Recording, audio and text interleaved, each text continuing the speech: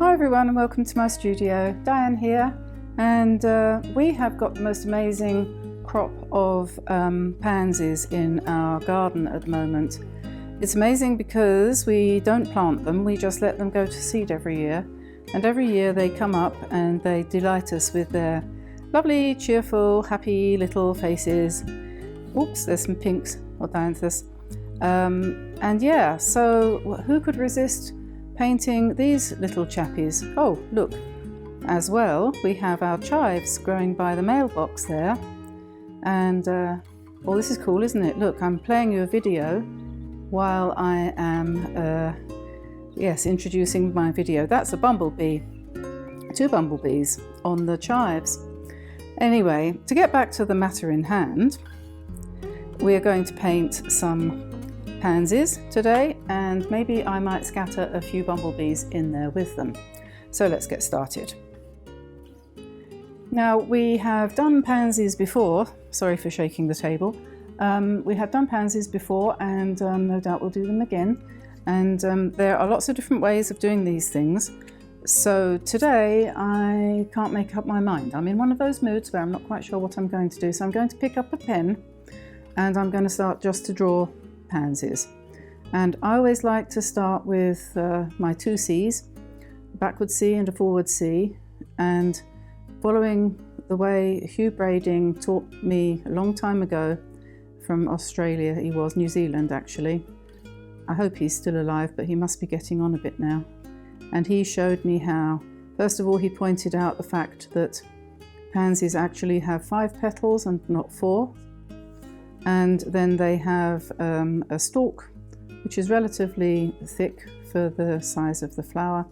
And then they have leaves which are oval, more or less, slightly pointed, but with a rounded, serrated edge. Something along those lines. I'm not going to get too picky about that. So that's roughly how they go. And when the best way to do this kind of drawing, I think, is to think about something else entirely, or talk about something else entirely. And then quite often you'll surprise yourself when you stop and you look at what you've done. You might actually quite like it. So yes, and when we've done these sketches, we will indeed colour them in.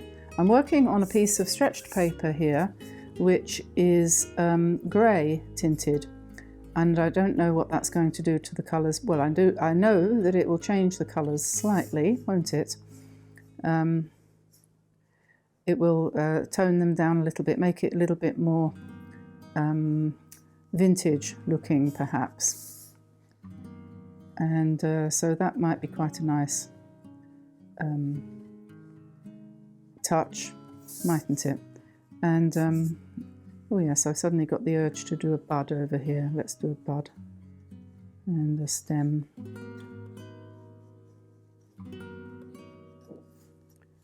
I don't know if anyone noticed the terrible shape my right hand is in over the last few days. It's getting better now, but I had quite a bad bruise on the back.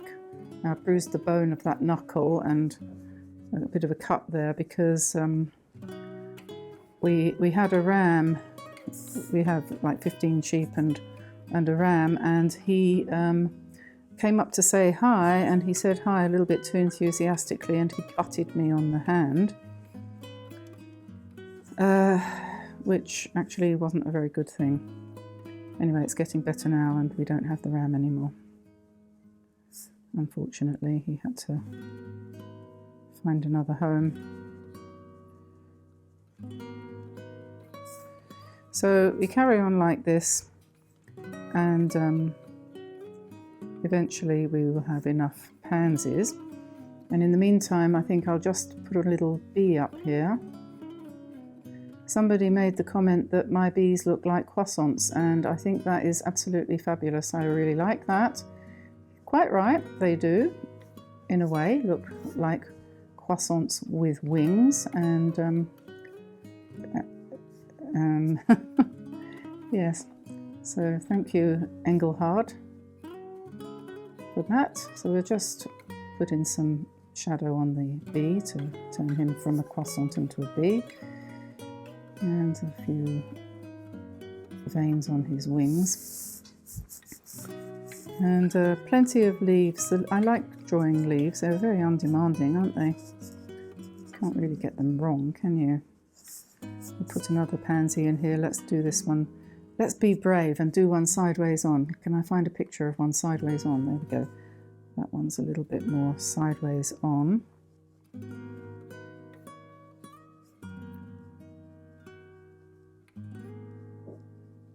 Yeah, that'll do.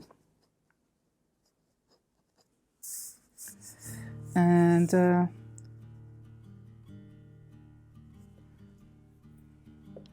yes, so that's good as a start. Now you get to this point in your drawing and you think to yourself, well, what shall I do now? Oh, I know, I tell you what, I'll put in a butterfly. I'll put in a butterfly. There's a thought. So we just quickly sketch in a butterfly down here.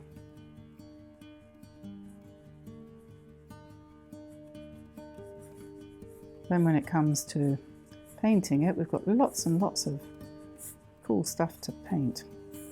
And let's have another leaf here, and another pansy.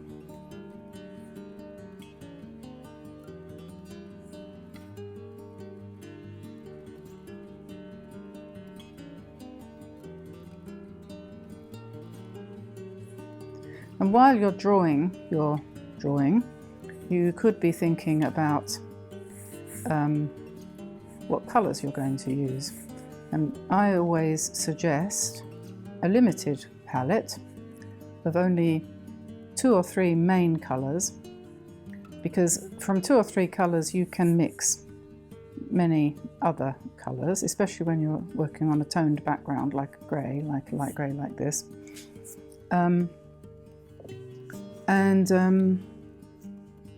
I like to use, at the moment, I put Quinacridone Gold in almost all my paintings, probably all of them actually, because it's such a good yellow. I think it's better than most of the other yellows, and cadmium yellow, lemon yellow. If you can, what's the word, invest in Quinacridone Gold, you won't regret it. It's a really lifting colour. Cadmium yellow tends to be somewhat opaque. It tends to muddy things, really, I think, anyway. It's more suitable for landscapes than it is for this kind of thing. So I tend to steer away from it most of the time. Quinacridone Gold is lovely and clear and pure, and so it doesn't do that, doesn't muddy anything. Oh look, there's another bee. Suddenly appeared. Where did he come from? Remember, their legs always go backwards somewhat. They tend to hang down and go backwards.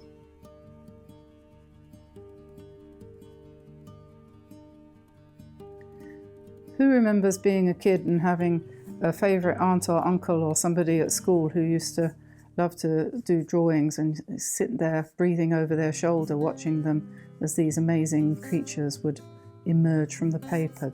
Anyone else remember that? I remember there was a girl at school when I was at grammar school who, in the 6th form, when I was, I don't know, probably about year 3 or something, and she used to draw rabbits, bunny rabbits like Bugs Bunny, and we were all absolutely enraptured by her drawings, which probably weren't all that good actually, but we thought they were. So we'll put another butterfly here, shall we? Let's put a butterfly. No, wait a minute, that wants to be a leaf. And then we'll have a butterfly up here. Butterfly, butterfly. Okay, butterfly coming. Like that.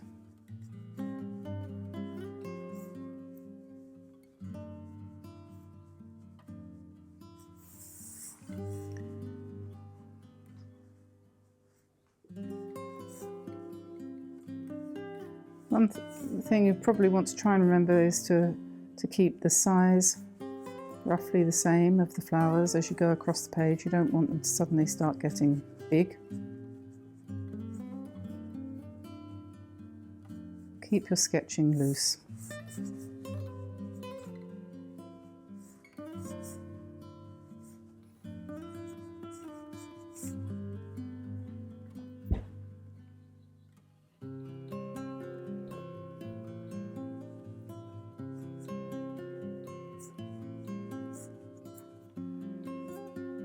Okay, so we've more or less, I think I'll put another bud over here, shall I?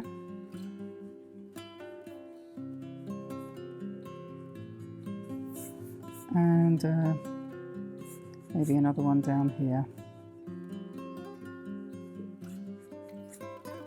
And there we are. So now we have a composition. We've got two flowers and 2 bees and a butterfly in the middle. So that's the center of the composition. And then we've got flanking it, we've got a butterfly and a pansy there, and 2 pansies like that, and then something lying across the bottom, a bud on either side. So it looks fairly symmetrical, so that's quite nice, isn't it? And now the next step is to paint it. So I will do that, and I'll put my pen away, and I will be back in a second when I've chosen the colours. So the first thing to do is to choose the colours I'm going to use to paint the pansies in, and looking at my photos we can see that a lot of the pansies are violet or purple in colour. Some of them are yellow, some of them are blue, and obviously a few have got more white than any other colour, but they've all got their yellow centres. So these are the colours I'm going to choose. We're going to go with a nice strong violet. We could either go with quinacridone purple or dioxazine mauve, and I'm just going to compare those 2 colours here on my sketch pad. As you can see there, one of them is significantly more pinkish in tone, that one, as opposed to that one which is bluer. So I think we'll probably go with the bluer tone. That will come up darker if we add a little bit more paint to the mix, make it a little thicker. So that gives us quite a nice purple there. And if we wanted to make it even stronger, of course, we could add some blue. Whereas looking at that colour, it is actually, the magenta is a much more pinkish shade. Both of them would work, but I think I'm going to go with that one. It's always a good idea to test out your colours before you start, just to make sure that you're picking a harmonious collection. You don't want to have anything clashing. If I want to make that darker, I'm going to pick up some either some ultramarine or some phthalo blue. This is dark ultramarine. Mix that with the violet and you get an even better purpley shade, which is quite pansy-like as well. So there's 2 completely different colours there. And my favourite blue, cobalt blue, which is, I think, one of the best colours in anyone's palette. It goes with everything and makes lovely violets, lovely light lilac colours. So that will work well for this little painting. And olive green here for the leaves, which we will either lighten with Quinacridone Gold to give us a much more spicy green, or else we can cool that down using blue or violet to just take the edge off like that.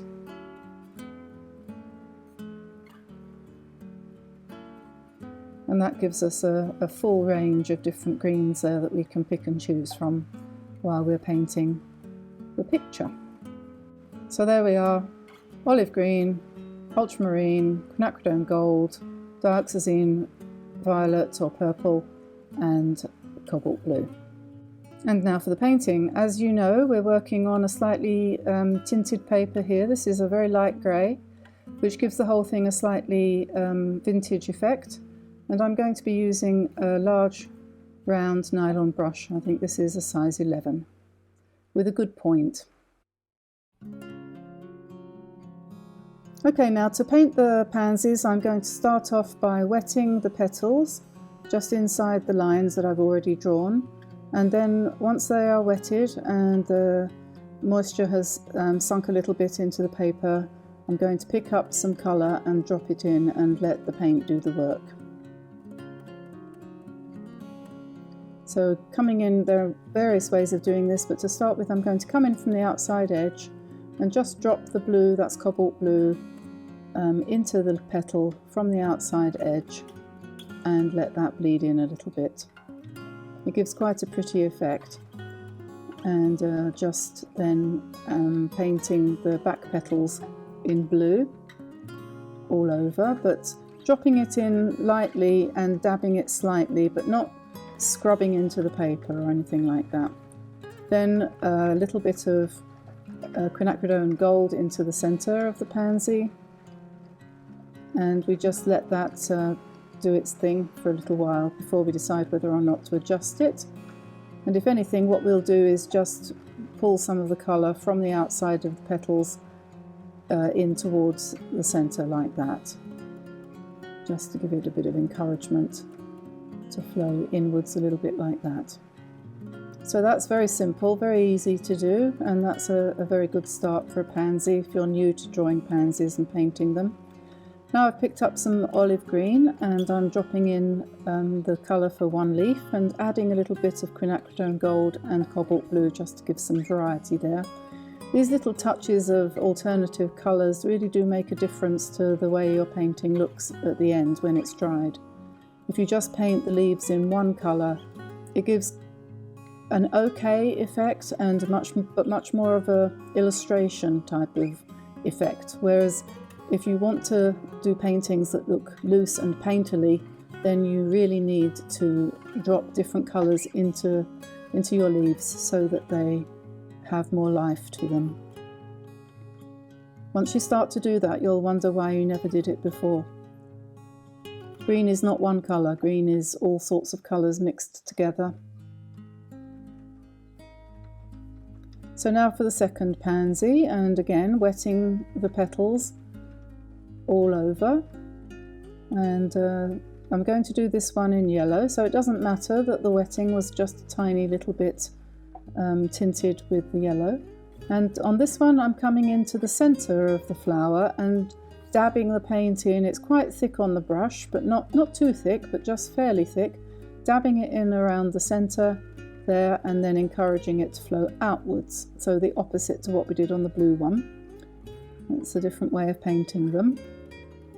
And of course, if you want to put more detail in, you can wait for that to dry and then come in with more markings and veins and so on. It all depends on how much you want to add detail to your particular version of the pansies. And now this is olive green with some cobalt blue there for that particular leaf, and this one is similar. And now picking up a little bit more blue to make that one into a fairly bluish kind of leaf. Don't go right up to the lines all the way around. Try to leave a few little spaces. Leave some white space on the leaves where you've drawn the shape, but you don't necessarily want to fill it in absolutely accurately up to the lines. You can either stop short of the line or go over. And here's another pansy here that's kind of sideways on, and I'm going to make that one blue. So I've wet it, and now I'm going to drop in some blue paint and a little bit of green for the leaf behind it.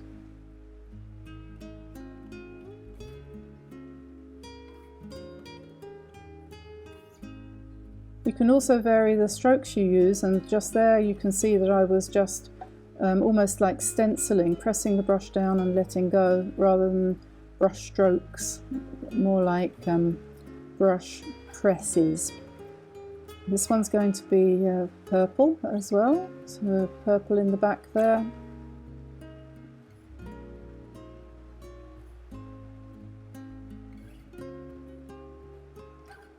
And then some nice strong purple round the centre, just dabbing it in again and letting it run.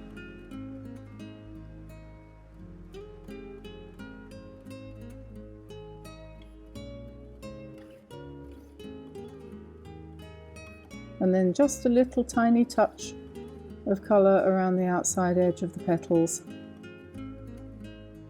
It's such a case of less is more, and you have to restrain yourself and not do too much. Let the paint and the water do the work.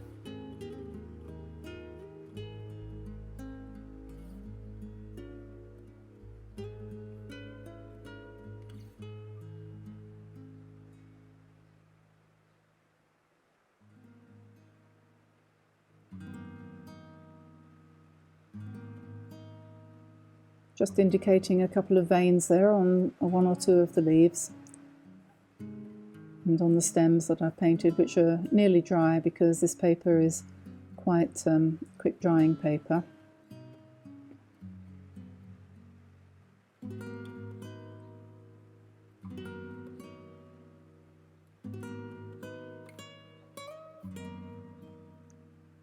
Now the bees are sitting there looking as if they want to have their yellow jackets on, so we'll just pop those in, and perhaps a tiny dash of blue for their lovely transparent wings.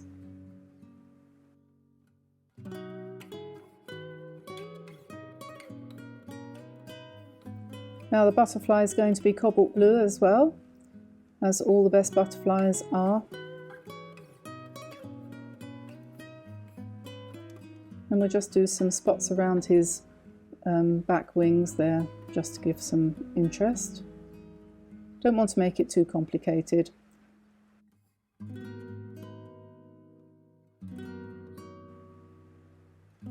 And then I'm using my watercolour pencil, my Staedtler watercolour pencil, which when it touches water on the page it goes intensely black, which is absolutely great if you want a little area of well-controlled contrast. They're a great little pencil, those ones. Links in the description below.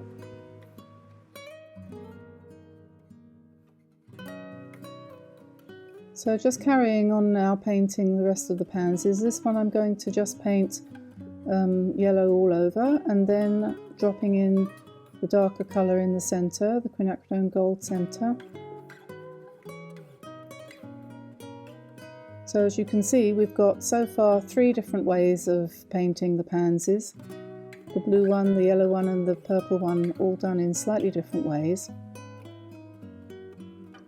It's good to have a variety of different techniques in your painting. Makes it more interesting to look at.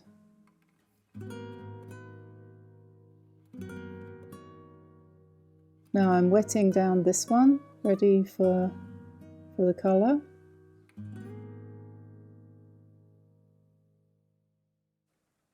And let's do this one purple as well. We'll start with the outside edge. And just push the colour up a little bit into the petals and let it sit. And then drop some darker purple in the centre.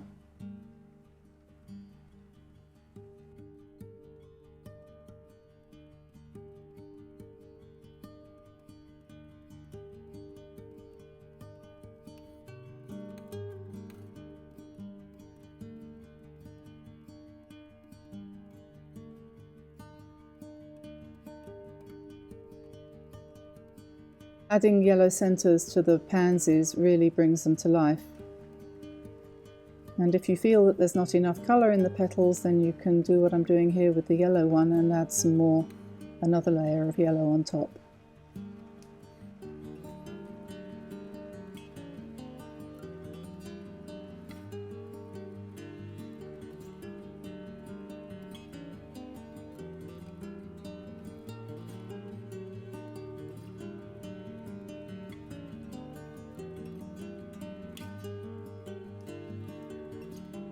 Keeping going with the leaves. Still mixing the colours as I said in the beginning, and you'll notice that some of them have got quite a greyish tinge to them, which I think is quite nice when you're working on grey paper and you're looking for a sort of slightly vintage, slightly old-fashioned kind of effect.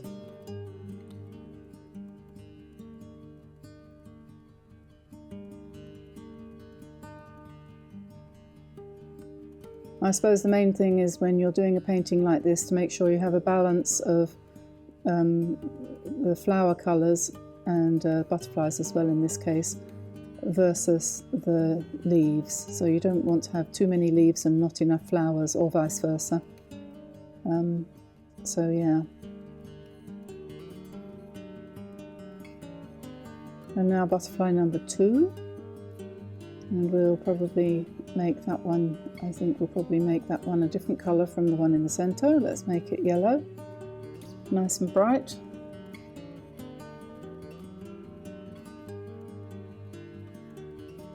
And I'm just going to go around the outside edges of this one and let the colour do the walking. And I think that will look quite pretty, a little bit in the middle there.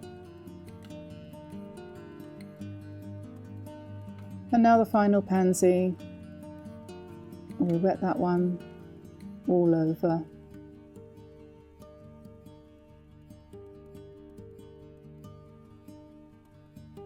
And I think to balance it off with the one on the other side, we're going to make this one blue like that one.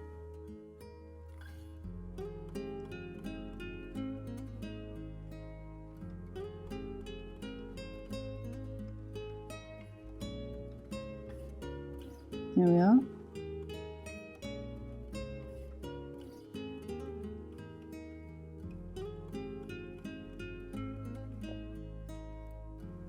And a final touch of Quinacridone Gold for the centre of the flower.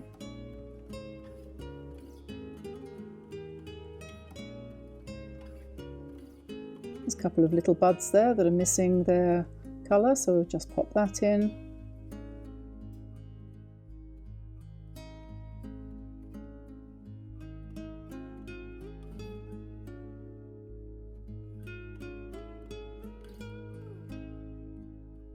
And just going back into the bees and dropping a little bit more Quinacridone Gold into them to bring them to life a little bit more. Just darken that down a little bit with the famous black watercolour pencil. And I think we have reached the end. So I'm going to call that painting pretty much done. Thank you very much for being here with me today. I hope you enjoyed watching me paint this picture. And give it a go, I'm sure you'll enjoy it. Don't forget to give me a like and subscribe if you haven't already, and turn on notifications. It's always helpful for us, and please leave comments below. I always read your comments, I always reply to them, and I love having your feedback on what you liked and what you might want to see. And don't forget to go to our website, dianeantone.com. I'm also on Instagram, and as well we have our Facebook group for learning to paint watercolour. So we will see you there, and I look forward to next time. So see you again soon. Happy painting. Bye bye everyone. Bye bye.